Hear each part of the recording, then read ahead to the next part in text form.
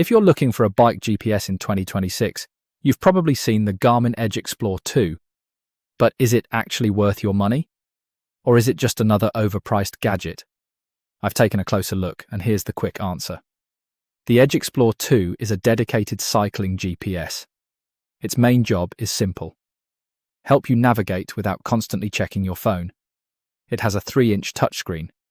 You get detailed cycling maps, turn-by-turn directions, and route guidance. You can also create or import routes using Garmin Connect, Strava, or Komoot. And honestly, navigation is where this device makes the most sense. The screen is easy to read while riding. The interface is also fairly simple. You don't need to be a tech expert to get started. Battery life is another strong point. Garmin rates it for up to 16 hours in demanding use, or up to 24 hours in battery saver mode. There are also useful safety features.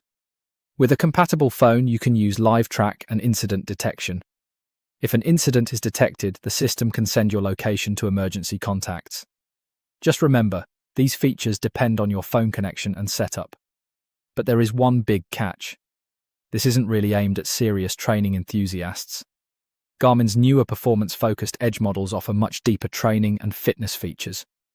So, is the Edge Explore 2 a scam? No, it's a legitimate cycling computer. And for casual riders, commuters, touring cyclists, and people who mainly want reliable navigation, it still makes a lot of sense. My quick verdict? Good navigation, good battery, easy to use. If you want advanced training data, look elsewhere.